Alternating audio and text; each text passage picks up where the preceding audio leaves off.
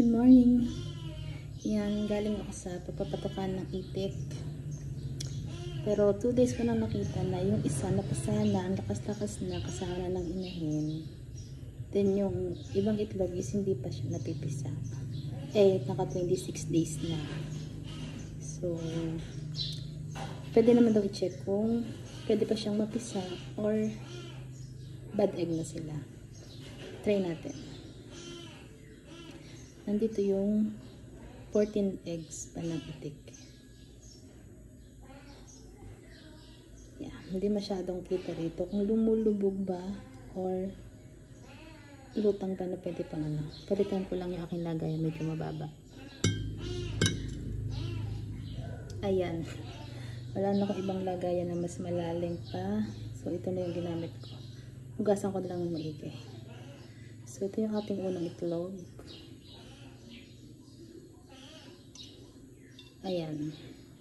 Dire-diretso lang siya sa paglubog. So, ibig sabihin nito is bad egg na siya or infertile from the start. Hindi siya mapipisa. Second egg. Diretso lang din siya sa paglubog. Bad egg. Pangatlo. Bad egg. Pang-apat. Yan, as you can see, meron pa rin siyang lutang na 10%. So, ibig sabihin, may chance pa siyang mapisa. Bigyan pa siya natin ng ilang days na pagpisa.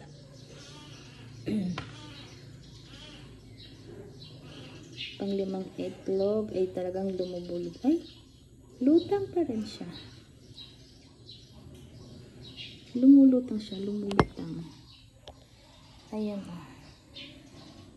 So, wait lang ha. Ano ba talaga? Lutang ka ba o lubog? So, mas lamang sa lubog. So, consider na bad egg. Parang expert to.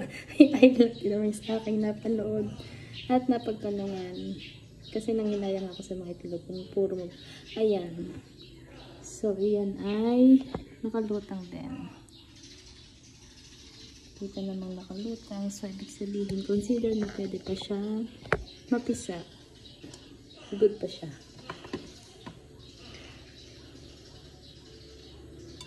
Diretso lang siya sa baba. Bad egg. Bad egg.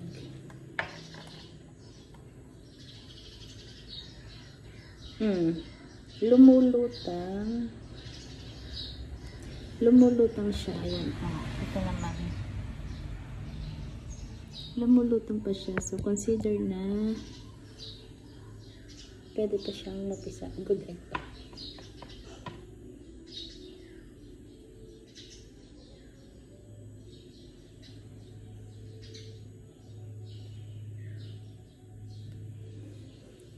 Lumulutang pa rin siya. Ayan na. So, consider na good egg pa din.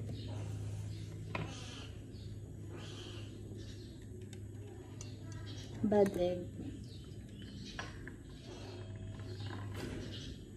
Bad egg. Bad egg. So, meron dito 4 na good pa. Pwede natin ibalik pa sa papisaan. At dito ay meron 10 bad egg. Hindi na pa pwedeng mapisa. So, alam na.